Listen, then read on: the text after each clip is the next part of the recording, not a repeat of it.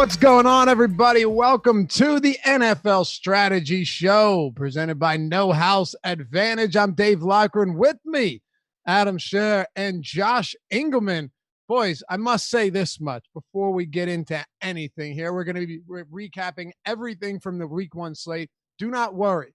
Ton of showdown content out on the site. Will be tonight, live before lock. Josh has been putting a fantastic 5 to 6 minute showdown breakdown out. The man built out an entire showdown model just for you to be able to do this 3 or 4 times a week. That's true. I'm not making that up. He's not making that up. Fellas, it's really good to be back with the both of you. I don't think we've done a show with just the 3 of us in, I don't know, feels like a year. So it's been a while. I know Adam's internet's been great, so it's never really a problem for me to hop right on. What's up, Adam? How did Week 1 go? I know it was rough for a lot of people. Boston Scott with the letdown, Deshaun Jackson in another spot where but we'll get into all of this, but there were a few spots that went exactly as planned, and there were a few that just completely went off the rails. But that's football, right? And Week 1 is going to be volatile and unpredictable no matter how much preparation you put into it. Yeah, it didn't go great for me. Cash lineups did well. My early only cash lineup actually would have won like every tournament I played, but of course it wasn't in there. Slate cash lineup was fine. My tournament lineups were just absolute trash. So I was kind of going through with Josh this morning, and it was Boston Scott, George Kittle, and one other guy that I had a lot of, Marvin Jones, that just sucked and kind of sank everything. So not a great first week for me, but that's kind of how it goes. How about you, Josh? Week 1? Yeah, it was pretty much the exact same story that he just told. Lots of Boston Scott didn't go well. Lots of Marvin Jones didn't go well. George Kittle didn't go well. And I have been removed from my money as per usual.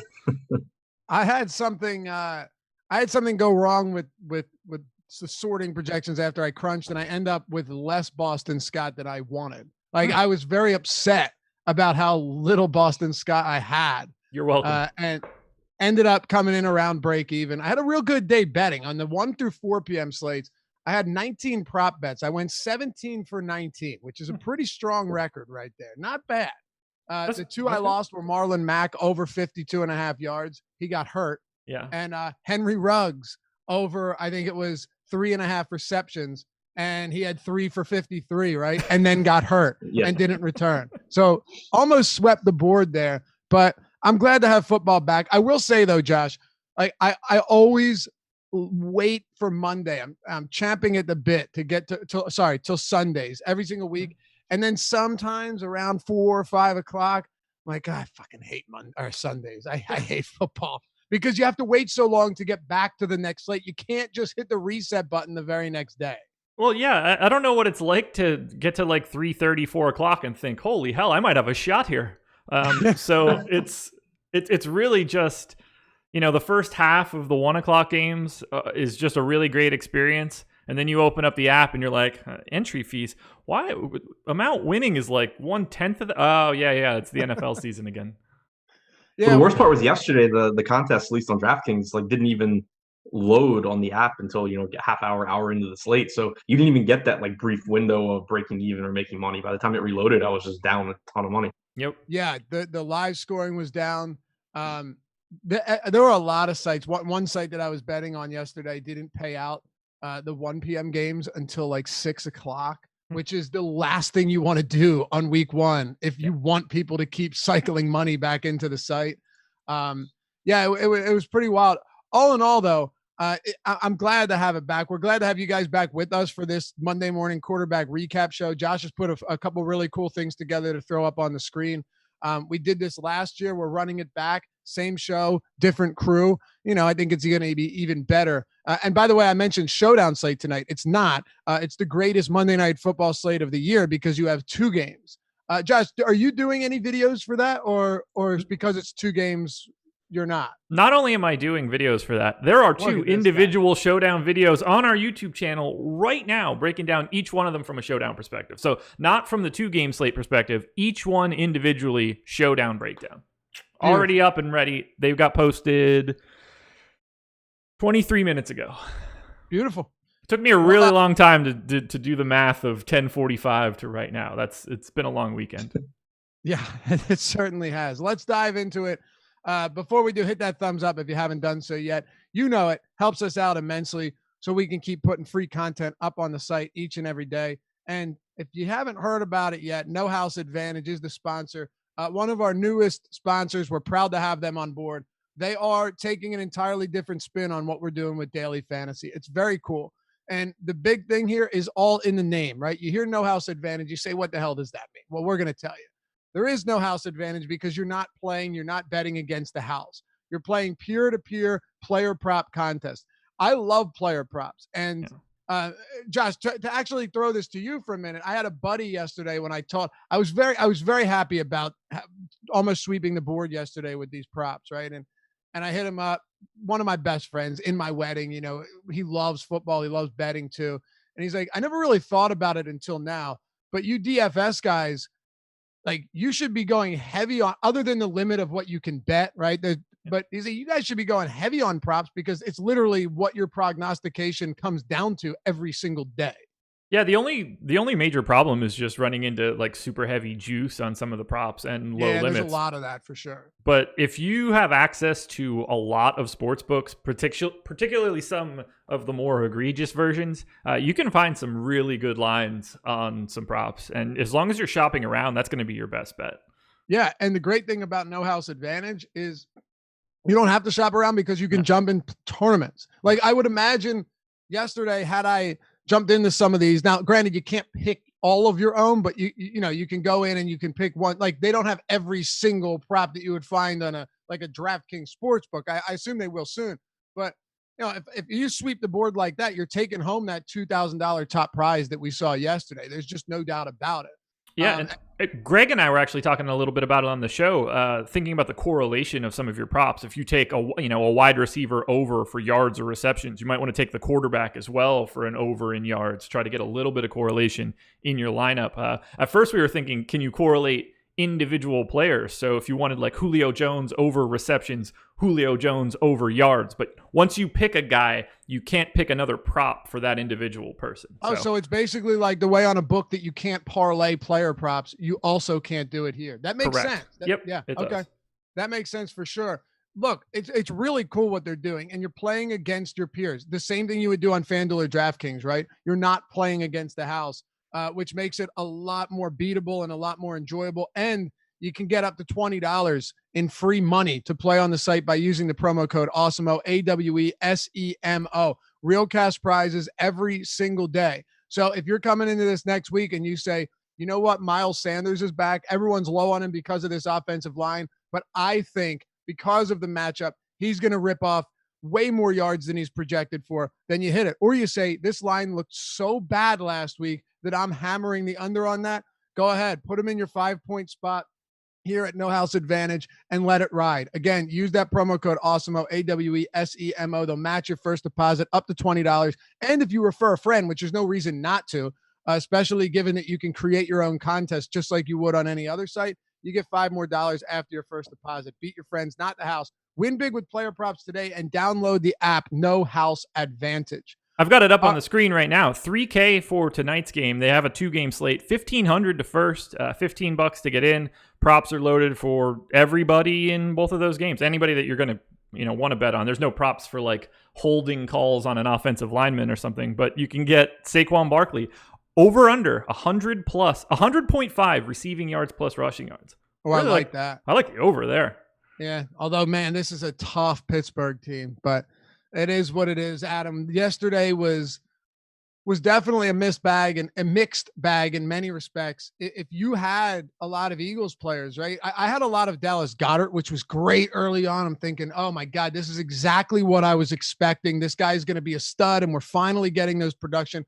They go up 17-0. You're thinking, dude, at this rate, Boston Scott doesn't have to be productive. He's going to get a ton of work. And then airing it out to Jalen Reagor for a 55-yard bomb. Deshaun's not grabbing him, but he's getting chances. It looked like the perfect recipe for success for DFS. Long, deep passes, then playing with the lead, grind the clock out, and then they give up 27 unanswered. And everything went to hell after that, especially if you had a lot of Boston Scott. I know the chat can relate, and I know most of us can relate as well. Yeah, Boston the it was just really important to keep in mind that the Washington football team is so much better than the Philadelphia Eagles that you kind of knew they were going to come back. I was going to come into that chat and say, EMAC, fuck you. When he mushed that, he came in, for anyone wondering, in one of our private chats, Adam, he came in and was like, Adam, sorry about your Washington football team's performance against Laffy's Eagles. Boom, 5 minutes later, it's 17-17. I apparently have EMAC muted. I just found that out. Oh, I hate you, Josh. I have that same jersey, by the way. This one? No, you don't. Because you think this is Sean Taylor, but it's actually Terry Allen. Oh, well, okay. That's just dumb. That's the first one I saw in the closet. I have Heath Schuler in there if you want me to grab that one. I don't think you have that one either. Yeah, I don't. Nobody should have that one. Hey, he's like the former governor of my state or senator of my state. Isn't he like a senator? It's something like that, yeah. Aren't you supposed to burn those jerseys now? No. Heath Schuler was incredible in joking. College. I'm talking about the name change. No, Terry Allen for life, my man. But no, in all seriousness, Adam, that's kind of the stuff that, and one of the points of doing this show is so we can all come in and sometimes commiserate together. There's going to be times where we celebrate together. And I already know I had a couple guys that watched the show that DM or that tweeted at us yesterday that had huge days. It's going to happen, right? Like you're going to have lineups without Boston Scott that go off. We were very high on guys like Devontae Adams and Thielen and Jacobs, who had 3 touchdowns. But sometimes, Adam, it can be one guy that you just have heavy exposure to that completely falls apart. And Boston Scott was that guy, and Deshaun Jackson ultimately was that guy as well. Yeah, exactly. It's still an event-driven sport, and not that there's like less. There's still obviously correlation, but it's not quite. Like you kind of compare it to baseball in that aspect, but in baseball, 60% or whatever of your lineup is stacked from the same team. And so like 60% of your team correlates. In football, you're still only getting, a quarterback and two pass catchers or whatever, scheme you go with. There's still a lot of your lineup that doesn't correlate really with anything. So it's really easy to just have those days where the guys that you're heavy on, like Boston Scott yesterday, just disappoint. And it doesn't really matter what the rest of stuff you were right about was. Yeah. And there were a couple spots that were huge, Josh. A few injuries were really unfortunate as well. Like I said, I really liked Marlon Mack. Dude had 6. What do we know? When exactly did he get hurt? Not exactly, but was it in the early second quarter? Do you guys remember? Sounds about right. Marlon Mack? First half sounds right to me. Definitely first half. Well, he had and confirmed torn Achilles, by the way. Yeah, that's horrible. Josh, the thing too is with Marlon Mack. I think he had around 60 yards from scrimmage very early in that game. We were on our way, or at least personally, because I had liked him a little bit. I even I manually adjusted some things to get more of him. And I did the same with Henry Ruggs. Henry Ruggs comes down an inch from the goal line. And I had Jacobs too in a lot, but Jacobs punches the ball in and then Ruggs is gone. So the football can be super frustrating in that injuries will get you if they're having a good game.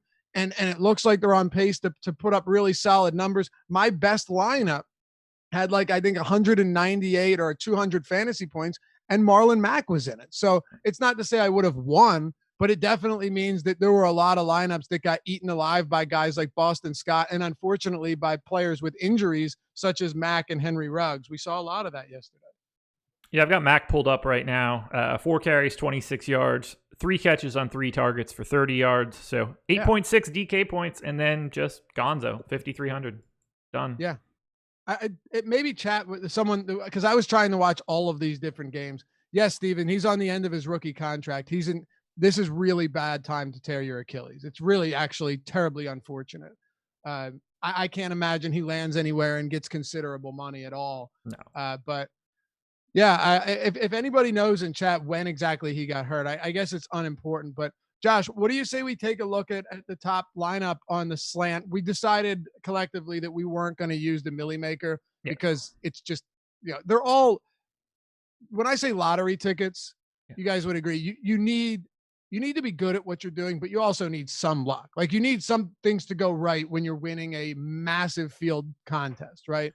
Yeah, I mean, you're the whole thing is putting yourself in a position to get lucky. But when you talk about a $5 Millie Maker with 1 million entries, it's like putting yourself in a position to get struck by lightning. It's still probably not going to happen. You're 1 out of 1.2 million to win $1 million. Just buy a Powerball ticket. Exactly.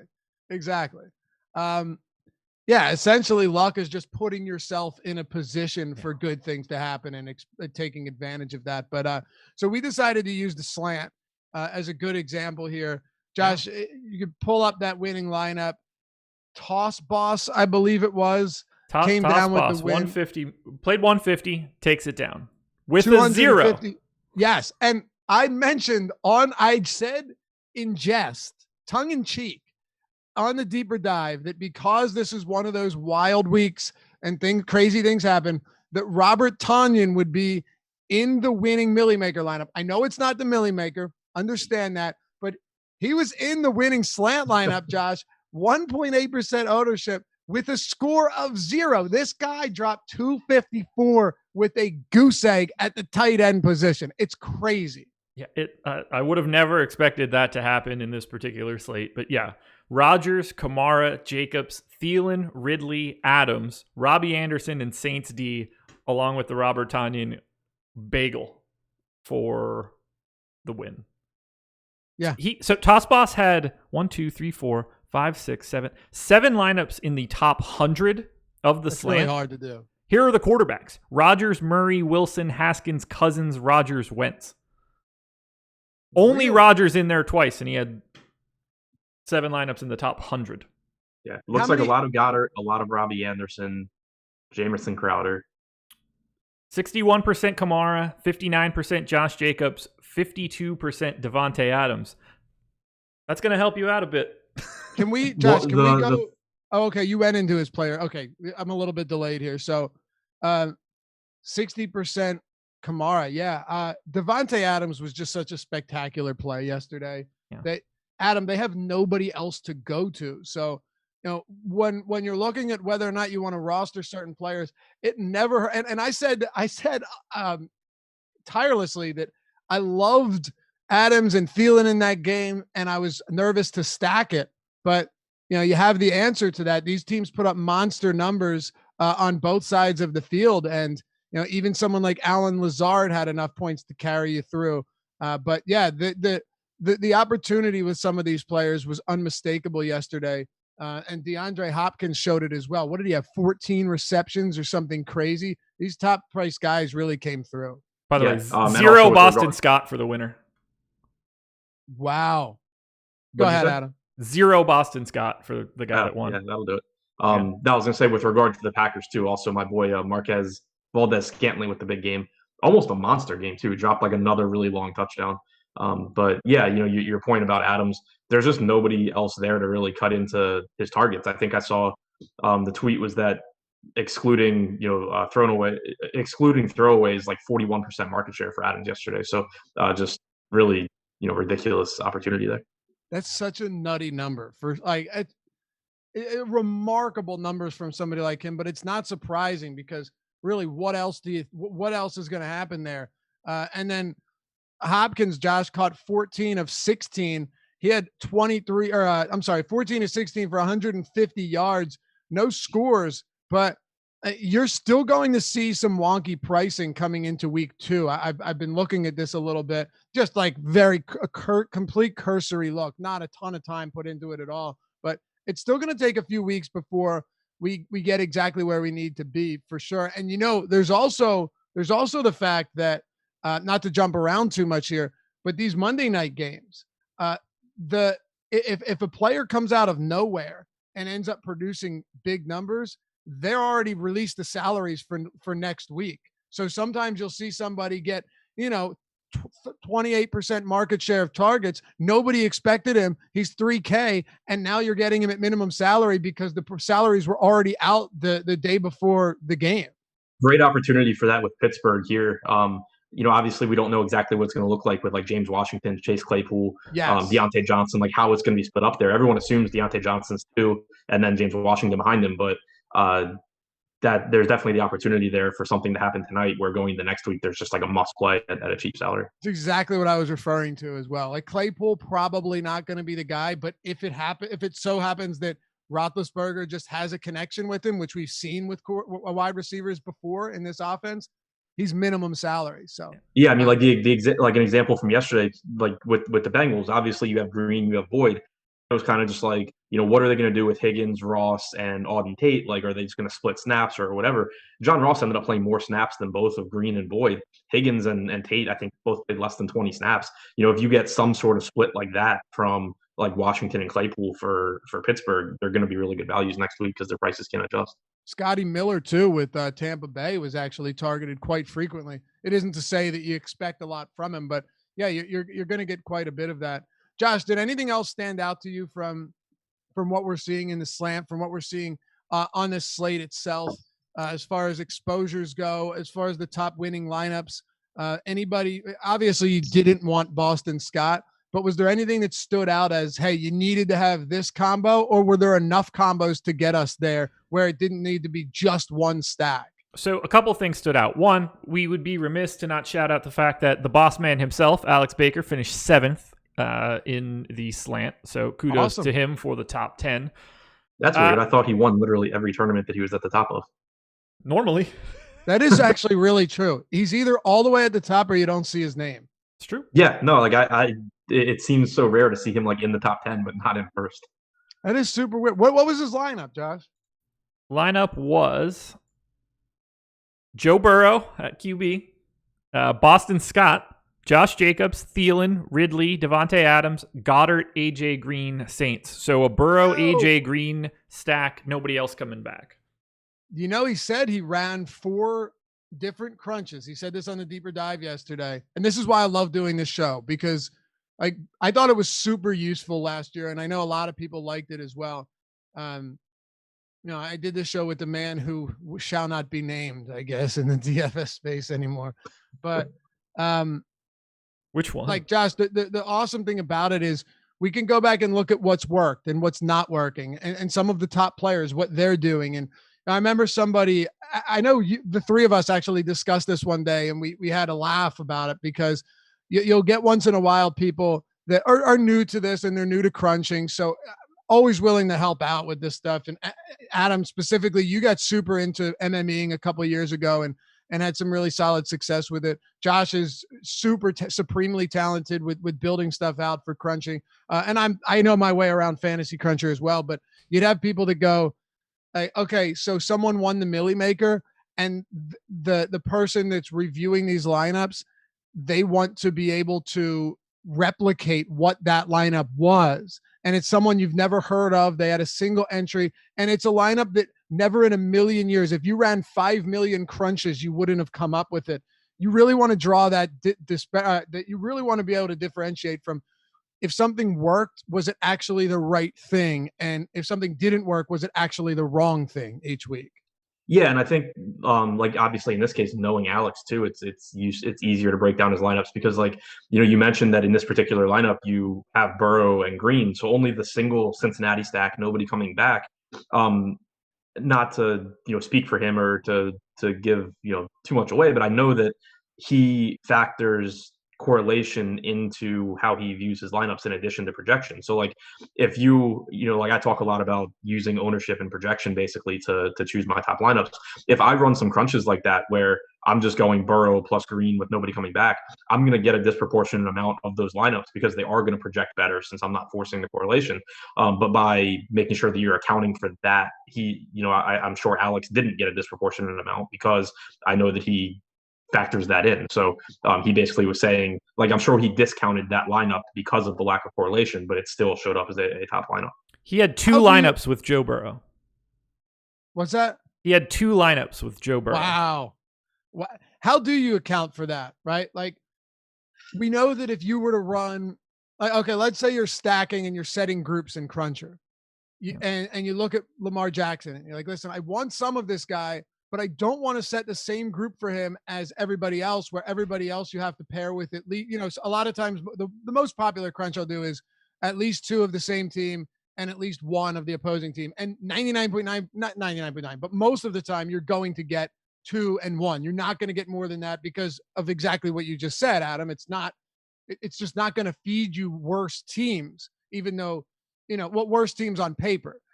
How do you account for something like that, where you know that if you run 4 different crunches, let's say 500 lineups each, and one of them is basically just one player on the team with your quarterback and nothing else, how do you figure out ways to not have that show up all over the place when you're trying to put in 150 lineups with a little bit of balance between all of the stacks?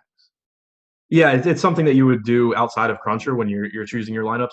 I think the probably 2 easiest ways off the top of my head to approach it would be either to know or to basically have the specific like position correlations, like quarterback to wide receiver 1, quarterback to wide receiver 2, et cetera, and just have basically each lineup, in Excel have a correlation score, and then you would weight that. Or you could just take like from the top stack tool, for example, say, basically take like the chance of Cincinnati being the top stack, but then in Excel have it basically say, like just if you have 3 guys from Cincinnati, give it a higher score than if you have 2 guys from Cincinnati, for example. So I think either of those ways would work. And then it's just a matter of basically saying, okay, I'm going to take the projection from this lineup, I'm going to take the projected ownership, and I'm going to take the correlation score. I'm going to mix them all together and then see what comes to the top. I have another recommendation if anybody's trying to get into that. It's going to take a little bit of work on the back end, but run crunches. Let's say you run a full set of naked crunches. We'll say 100 lineups. Run a full set of, 1 wide receiver tight end coming back. Run one with 2. Run a crunch with 1 coming back from the opposite side, with 2 coming back from the opposite side. Find out the average projected score for each one of those styles of lineup. You'll notice that the one without any stacking should have the highest average. You can then boost up the lineups of the stacked lineup. So let's say you have one with quarterback, 2 wideouts, and you're bringing somebody back. There might be a 3 to 4% boost to all of those lineups clear across the board, so that you can put every single different style of stack on the same playing field. Yeah, that's a really easy way to do it too. Yeah, that's a great idea, because there would be times too where I'd even want to have, if you take the reverse of this, Josh, where there were times where there were just insane games where I said, you know what, I might just want to full out stack this game to the point where you want, where you're only doing 1 and 1, like 1 player with the quarterback, you're going to get too much. But if you're trying to find ways to get maybe 3 pass catchers and run back with 2 or run back with 1 in the same game, you're going to get none of them. Right. You know what I mean? You're never going to get. It's going to filter straight to the bottom, because you're never going to get anything with as high of a projection as you would if you didn't have any stacks at all. Steve French said, I just did a set of naked crunches. I'm fat. That's good to know. No, it's not. So exposures here. Let's go over, Josh, let's go over the highest owned players in. Can we pull that up? Can we pull up the highest owned players from this slate? Yeah. And then I think we might want to touch on the guys that are most owned in the top end of the lineups, if we sort that down to like the top 1%. But I have all of the exposures pulled up for. So let's pull up exposures everything. First, yeah. And then we'll take the top 1% exposures, which is really important to look at. So I've got it up on the screen right now. Out on the right side, it is sorted by the public ownership. If you look directly next to it, you'll also find the boss man, Alex Baker's ownership. 88% Boston Scott. Wow. Yeah. All right, glad I'm not a complete idiot. Yeah. But it's not that.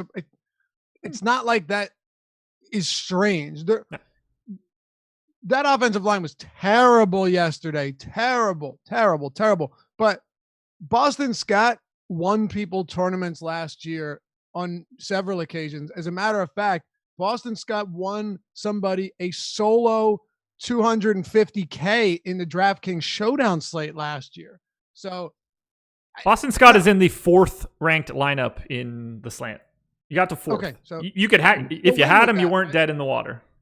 You can still win with that. All right, what else? And even to the point about the offensive line, like that's not even necessarily a detriment to Scott, because no, I thought they'd get the ball out of the hands quickly to avoid that and get it to Scott. Right, exactly. Like, yeah, he's not gonna break off 20-yard run after 20-yard run, but if you don't have the time to be bombing it down the field to Deshaun Jackson, right.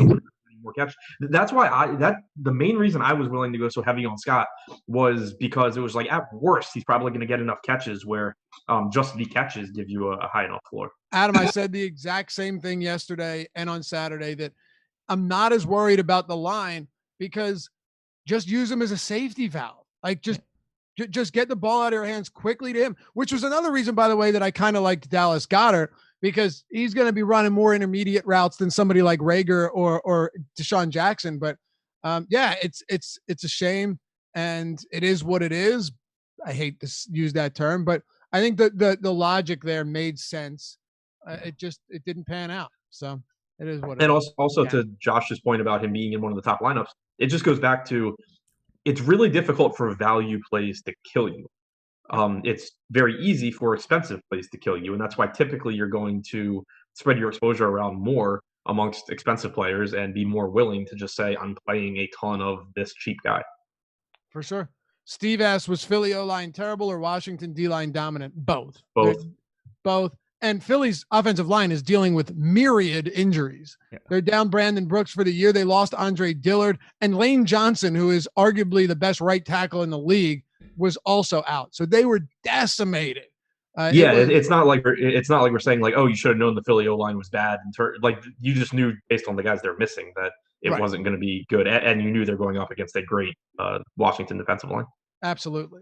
All right, Josh, back to you, man. Yeah, one thing I do want to point out that is probably going to get not talked about at all.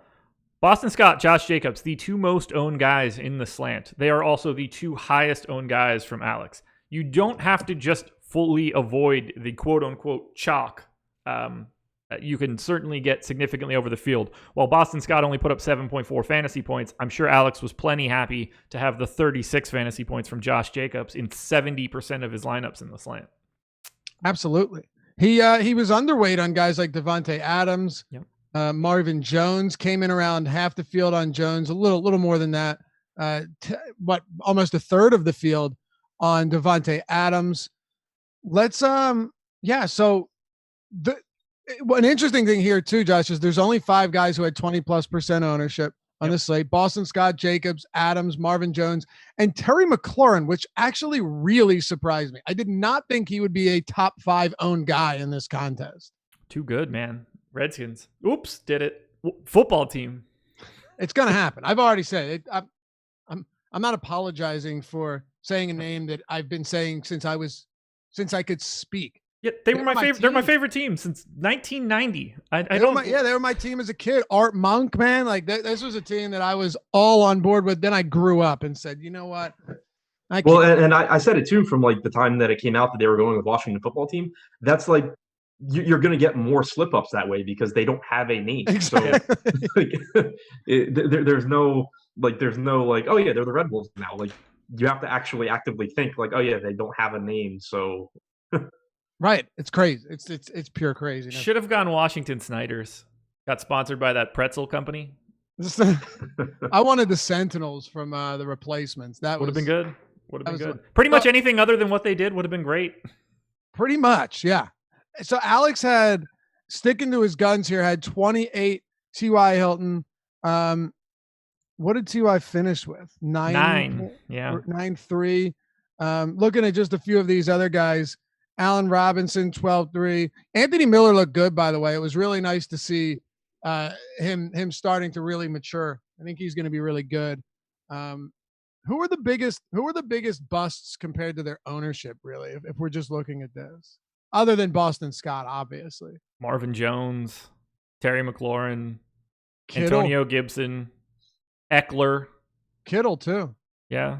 How does Kittle only have 9 fantasy points when their entire their entire wide receiving core is decimated? Didn't help that Jimmy G hung him out to dry, at least. Yes, it didn't help that he got hurt. Yeah. Man. How much? I thought Kittle can't return. He did. He was a little banged up. Yeah. I just meant he did return. I know that much. Yeah. Speaking of someone that had like 45% Kittle, I was paying close attention to for sure his lack of output. I was not because my day was already over. But. Yeah. 5 targets, 4 catches for 44 yards. Wah, wah. I would go back to Kittle in that spot 10 times out of 10 though. Yeah. Really don't care. I mean, he was the most owned tight end. 15.2% owned. Next closest, Hayden Hurst at 12.5. Trying to look to see what else we had here. I thought there were a couple others that really, really Like Antonio Gibson was 17%. I took the under on 39.5 rushing yards for him just because I wasn't convinced the guy that had 77 career carries before that was going to be able to do much. He finished with, I think, 36. Peyton Barber was icing that game. You notice that Peyton Barber closed that game out, which was somewhat surprising, but not a huge shock. What about did you want to go hit on the top 1% of lineups? I'm pretty curious to see what this looks like. Yeah, absolutely. So what I did in lineup study, and anybody can do this, there are 39,215 entries. So what I'm looking at are the top 393, the top 1% of this contest. You can then come out to this right-hand side, click on player usage, and just see the exposures for those lineups. 84% Davante Adams, 72% Josh Jacobs, 57% Calvin Ridley. Everybody else then 38% or below. You can really, there are significantly more than one way to skin a cat here. You need at least 2 of Adams, Jacobs, Ridley. You probably need all 3 to be in this top spot. After that, there's just a lot of different dudes that put up 20 fantasy points that you could end up having. DK Metcalf, Boston Scott. But Boston Scott is 5th. Redskins D, Thielen, Matt Ryan, Kamara, Wilson, Scott's Hawkinson. 5th. Boston Scott's 5th in top 1% lineups ownership share. 36.6% of the top 1% lineups have Boston Scott. Wow. So you know why? Because it allowed them to get Adams and it allowed them to get Ridley in that same lineup with Jacobs. And once again, how much? Do you have it pulled up? I have everything pulled up. You're the man, Josh. 20% Gibson. Would you know whose name we don't see on there? McCaffrey. I want to make sure I'm not dumb here and I just missed it. Christian McCaffrey. 3.6% of the top 1%, 14 total lineups. Yep. Look, you have to hit the dudes that go full on bonkers, especially if they have any sort of ownership. After that, there's really a lot of different ways you can get there, and that's where it starts to feel really uncomfortable. When you start getting into the Jamison Crowders and you get that monster touchdown from Robbie Anderson. The baller said, you guys were absolute shit yesterday. Boston Scott, Chris Thompson, Antonio Gibson, Phillip Rivers. First of all, I don't know who was on Gibson, but we just mentioned with Boston Scott, I'm not really sure how you can attribute blame to people. I'll happily take responsibility for a lot of things that I get wrong. There's no doubt about that. But you just mentioned it now. He was the 5th highest owned player in the top 1% of lineups yesterday. He can get you to 4th overall in the contest.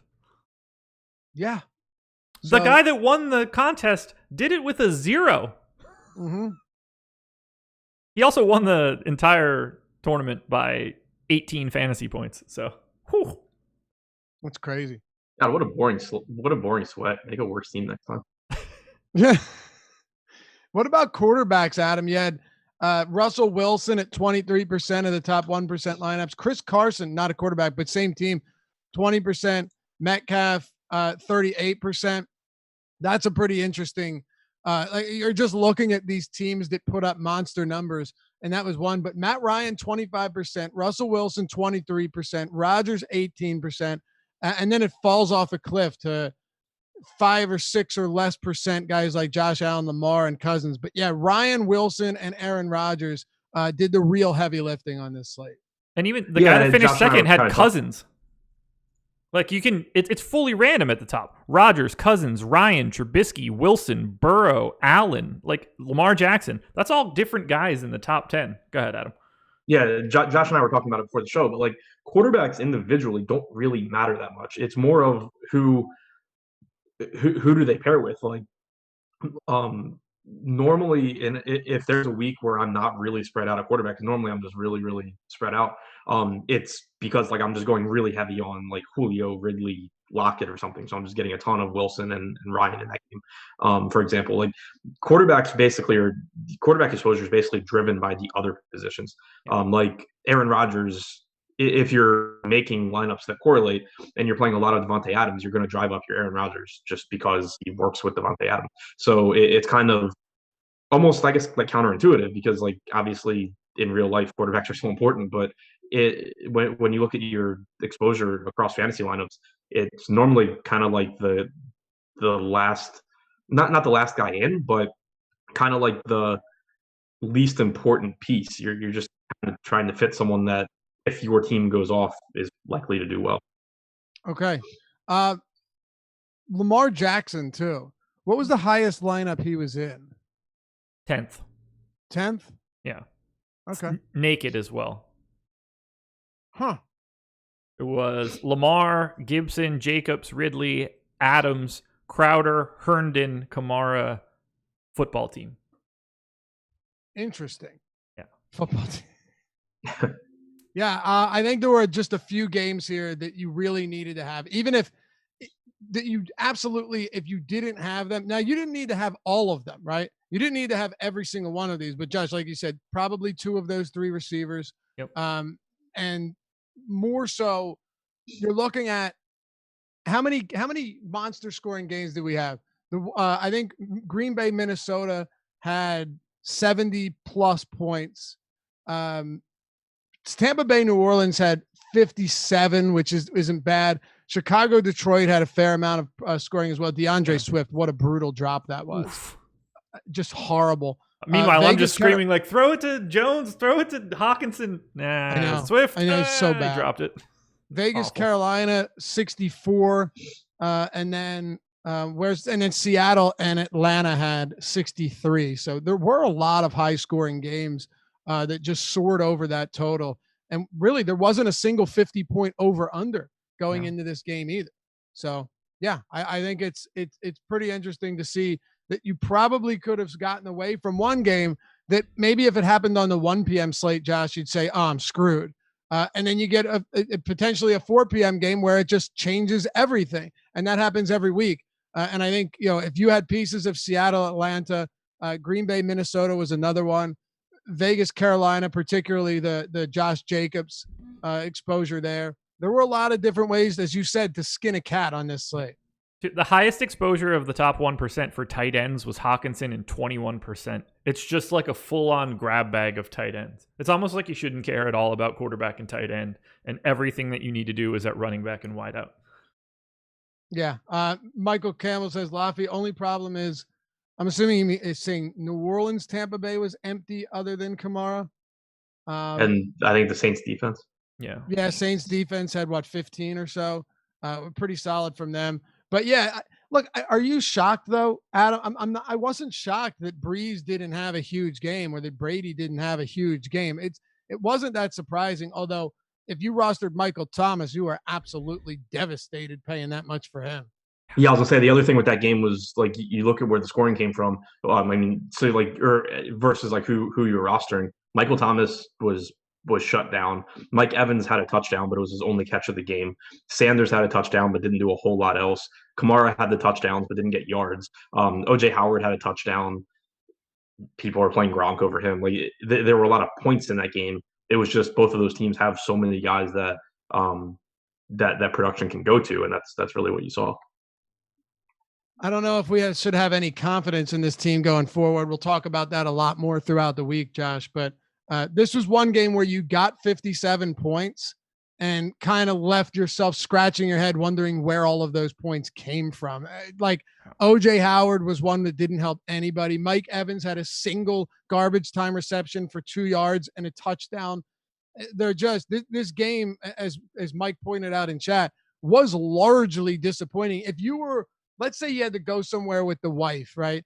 Throughout the day, you couldn't watch the games, which is completely unacceptable. But let's assume that was the case. Leave her immediately. Doesn't happen to me, yeah. But if it did happen to you, I'm sure it has once or twice, right? Let's say it did. And then you come back home, and it would also be crazy if you're not checking scores throughout the entirety of this as well, right? You'd be nuts. Let's say you did it. You just put everything away and came back, and you said, oh, nice, 57 total points. And then you check the box score, you're wildly underwhelmed by everything you're looking at. Yeah, it's the equivalent of when you wake up in the morning after like baseball and you see that your highest owned stack scored like 15 runs, and then you look and it was like the 8 and 9 hitter each hit 2 home runs. Yeah, it's brutal. There's not really ownership in this game though. Like Kamara was the most owned guy at 18%. You're obviously happy with his performance. Godwin at 14%, 14 fantasy points is not ideal. obviously Michael Thomas, full bust. And then you get down to like 5% Saints. It's a grab bag. Like, you're not like, nobody owned Brady. Nobody owned any of these dudes. Ownership was weird. Yeah, it was very strange. Look, with super cheap guys, you can have them and not get burned by it. You obviously don't ever want to get zeros, but Robert Tonyan being in the winning lineup with a zero at 2,500 basically allows you to get everything you want, and you're going to see a lot of that. So you have to find the right balance, and there are going to be spots where the lineup that produces well is the last one that you'd ever expect it to be. Like, Josh, if you're looking through your lineups before you import them to DraftKings, there are going to be a lot of them where just like everything about you is telling you to get rid of that lineup because of how bad it looks, but you don't do it because there's a reason for that. And oftentimes the ones that are not nearly as popular are gonna do well. But if you saw a lineup with Robert Tonyan in it, more than likely you're not going to say, "Hey, I love that lineup" before the game starts. Especially if you think he gets a zero. Exactly. Like, if I tell you before that, hey, Robert Tonyan's going to get a zero, you're probably like, all right, well, I won't check that score any longer. Yeah. I mean, I think to your point, it's one of the best things I've ever done DFS-wise is find a way to essentially automate my process so that I'm not manually picking what lineups I'm playing, because your biases, you can do everything right to that point as far as making your lineups. Your biases are going to weigh in when you decide what lineups to make. So I regularly don't even really know who's in the lineup I play, and things I've ever done. How much though does it, if you're looking at your exposures, say before you put the lineups in, Adam, how difficult is it, or not how difficult is it? How often will you say, you know what, that's way too much of this guy. Let me figure out a way to knock that down a little bit, or let me get more of this guy to even it out a little bit, because you have to make some adjustments and manipulate it a little bit, right? I mean, if I look at that stuff, I do find guys to adjust, and normally it doesn't work out. I mean, I typically don't look at who I have until like after lock I find out. It's I just use I trust everything I put in place to make those lineups and choose the top ones, and I think that kind of stuff is just better than I'm going to be at going through it and figuring that out, because everything's a combination. It's not just, oh, he's a good salary, or, oh, he's low owned, or he's a great player, whatever. It's all a combination of all that stuff. And when you're just looking at lineups and manually adjusting stuff, it's really hard to correctly weight all that in. For me, all I have to do, if I go back to the last MMA slate, like I've been really successful in MMA since I started playing it, and always using the same, process. Basically, I looked at my top lineup and I was just like, this doesn't have a good enough chance of doing well. I changed it, ended up losing a ton of money. That lineup would have made me a bunch. Like, it's just you're manually, you're not going to account for things as accurately as you could by just putting a process in place that does it for you. Right. And it's tough. I guess, Josh, I'll ask you as well, because you've been automating lineups for a while now. Yeah. Is there an adjustment process, just allowing yourself to say, I'm, maybe I don't know best in all of these situations.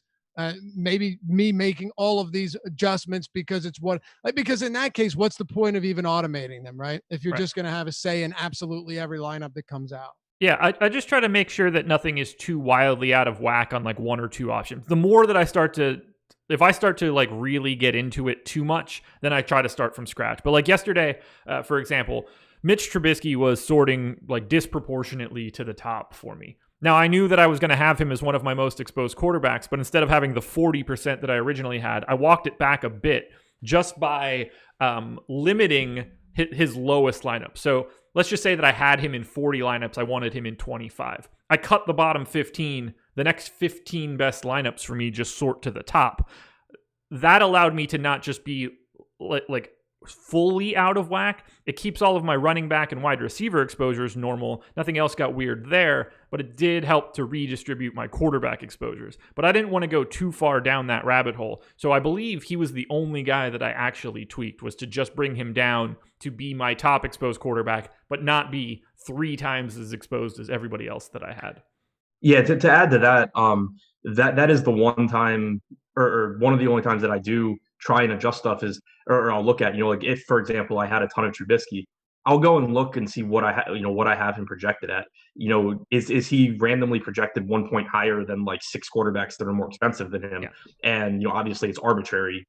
If that 1 point is arbitrary, so I'll say, okay, his projections probably, or maybe a little bit high. I'll cut it back so it at least makes sense in terms of the guys priced around him, and then resort and naturally get less that way.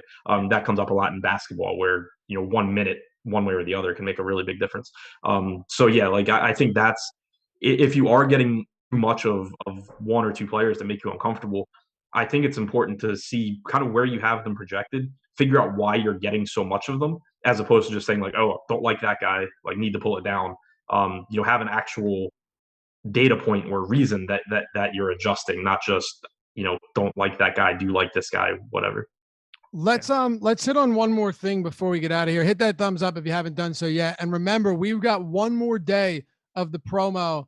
If you haven't jumped in on it yet, I don't know what you're waiting for. You're getting 50% off the entire weekly NFL Awesemo Plus subscription. So that's ownership projections, top stack projections, which are super valuable. If you've watched our baseball shows, and you've got the player projections, the lineup builder, all of our premium articles. You can get the Fantasy Cruncher add-on, $7.50 a week. You're getting 50% off everything with our NFL product, everything behind paywall. You have until tomorrow. It's valid through the 15th to use the promo code REDZONE, all one word, REDZONE, to get 50% off. Use that at checkout when you go to awesemo.com/join. It's 50% off the week. Look, we just showed Alex Baker, was he 7th in the slant? Yep. He wins tournaments very frequently, and he does them with these ownership projections, with the player projections, with these top stack tools. We don't just slap his name on it. These are the actual tools that he designed, that he built, and he uses, and he puts on the site for other people to use as well. Now, look, you're not just going to, the truth is, you're still going to have to use your own intelligence a little bit to figure out ways to win. It's nothing. If any site ever tells you, I'll tell you this right now, if any site ever tells you that if you come there, it's a quick fix, bing, bang, boom, you just plug this in and it's a wrap and you're winning every day, they're lying to you. And I would recommend never going near them. But seriously though, these are the preeminent tools out there that give you the best chance to win. And I believe that. So it's $7.50 for 1 week of Awesemo Plus NFL using that promo code REDZONE. You've got through tomorrow to get that in there. So one more thing I think we should hit on before we get out of here, Josh, and you're behind the controls today, so maybe you can do this. Yeah. Is just how big were the player pools for a lot of these top teams? Some weeks it's less, some weeks it's more, but I do think it's vital to see what these player pools look like in total and at each position. So let me move this window over here for us so everybody can see what I'm doing. 116 people played 150 lineups in the slant. We'll start with Alex for right now. Alex played had 125 players in his player pool. That is near the top. Also similar, 125 goes to 1-800-EDDIE. Not the same sort of experience. Didn't have a positive day. 153 was the highest number. That's massive. And by the way, that guy's actually, you'll see him at the top of lineups quite often. Yeah, Rinpack also 136. That's near the top. And if we go all the way to the bottom, lowest amount used, 43. A little bit more concentration down here, 43, 46, 48, 51, all looked pretty good. Which one of those was Wakey? None, actually. Wakey was 62. So look at that, man. What a huge difference. And by the way, Adam, I know you wanted to say something, but if you look at the bottom here, Makasupa's a very good player. McLovin's another one. These guys had 53 and 54 player pools. So going back to the whole, many ways to skin a cat thing, there's no question here that not everyone is running out 120 players and not everyone's running out 50 or 60. Josh, can you look in the middle of that to see if we see some recognizable players too? Yeah, we're gonna see the recognizable names in every sort of situation here. which tells you a lot, right? Broflex 89. There's Tom Kennedy at 108. There you go. CEO Adam had 120. I saw that above. Tried to highlight it a little bit. Chipotle Addict 78. It's everybody's coming at this from a different direction. We always get a lot of questions like, "Oh, what should I set this to?" What you want to do is figure out what you think works best for you, and then sort of try to do a little bit more research, because the things that Adam or Alex or Eddie are doing to get 120 plus are going to look wildly different than some of the other pros that are here at the bottom. It's just a completely different mechanism. The variance on your output for those particular slates is going to look, or generally can look, way different. You're going to be worried. Like, you could have, with a concentrated player pool down here, you get 78 of 150 lineups in the money, 105 out of 150. Whereas at the top, we get, Alex had 25 of 150 in the money, but because he's so diversified, one of them got loose, got to 7, paid him off for the entire contest. Adam, how do you see player pools each week? Will there be one week where you play a 60-person player pool and then others where you're at 120? Is it relatively static from week to week or consistent from week to week? What do you say about that? It's honestly something I don't pay attention to. Okay. But you don't even look at how many players you have before you submit lineups? No, I just found out when I pulled it up. But in general, because I do, the only time I really pay attention to it, it's not before lock. It's if I'm in a downswing and I'm going back and looking at what I'm doing, I'll start looking at my player pools compared to other players. Typically, I come in around the same as Alex. I think that I'm typically a little bit on the high end. Like, I definitely don't play as concentrated as some other guys. Like, I joked about Wakey, but he's someone that kind of notoriously plays really, really tight player pools, and I don't. But yeah, there's no one specific number. Like, it is week to week. I mean, there's gonna be some weeks where there are guys that I just really want. But there's gonna be multiple guys that I'm just playing, in a ton of lineups, and that'll obviously drive it down. But yeah, it's not something that I really look at one way or the other. You can find this too. Emac just mentioned it. The Awesemo Podcast Network, baby. It's pretty awesome. We've got all of these shows being put on the podcast. So if you're in a position where you'd rather just listen to it, maybe you're out for a walk with the dog or with the wife, you're exercising, you're in the car, check it out at the Awesemo Podcast Network. You go to awesemo.com too. You'll see at the top, we got Awesemo DFS, Awesemo Fantasy Football, Awesemo Odds, Awesemo Podcast Network, Side Action, and Odd Shopper, which I know I've talked about it a lot. Odd Shopper's awesome. Like, it is so cool to be able to, and I used it yesterday. I used it for the first time for NFL yesterday, being that it's new. And it was so cool to be able to just look up whatever I wanted and search it and find it right there. And not only get those odds easier than anywhere else you're going to find them, not only get those odds, but be able to shop them against 5-6 other books and figure there were some huge discrepancies. Like, there were some where you could get over under rushing yards at 49 or receiving yards, and then the other one would be at like 45. Those 3 yards can make a huge difference. Like, I had Aaron Jones yesterday at 66.5 rushing yards. He finished with 67. So yes, the props aren't as sharp as, the spreads and totals, but in football, they're pretty sharp, and you want to get every advantage you can. It's entirely free too. And we've got some pretty awesome promos or sign-up bonuses for all of these sites if they're legal in your state, like $500, up to $500 risk-free first bets on FanDuel. Same thing with MGM and a whole lot more. Even if you're not huge in the betting, check this out. It helps with your research process too for DFS. Like, it's completely free. You have the watch list on there. You can track all of your bets. You can get alerts when lines move to where you want to see them. It's pretty awesome. But yeah, check that out. And of course, check out the podcast as well. What else do we have here before we close this out? Oh yeah, look, Josh throwing it up there. Obviously we don't have any, I don't know if we have the games up quite yet. Let's see. Did you get there? There you go. Sorry. I'm a little bit delayed here, but yeah, it's very awesome. Josh, to close it out, what are you thinking? Final thoughts for week 1? I'm glad it's over. Yeah. So am I. Adam, final thoughts, anything we should consider, or should we move on to week 2 and keep it rolling? Yeah, ready for week 2. One thing quickly I did want to point out, going back to the player pool conversation, just sort of looking, and it goes back to what you had mentioned, Lofty, about creating your own process. If you're trying to like look back and compare, how many people you played to everyone else, I think it is worth pointing out that I think there's like a higher distribution of the really successful players from this week.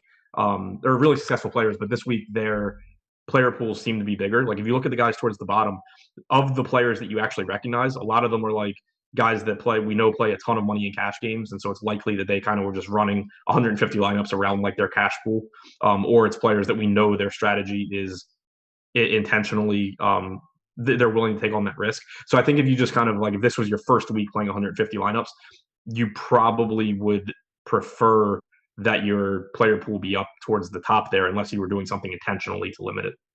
Well, that'll do it for us today. Thanks for hanging out as always with us, guys. It's a lot of fun breaking these slates down. Even if you have a bad week, even if we have a bad week, it's still really helpful, not just for you, but for us as well, to work through this entire process. So thanks for hanging out. We will be back with you very shortly tomorrow, 11 a.m. on the NFL Strategy Show.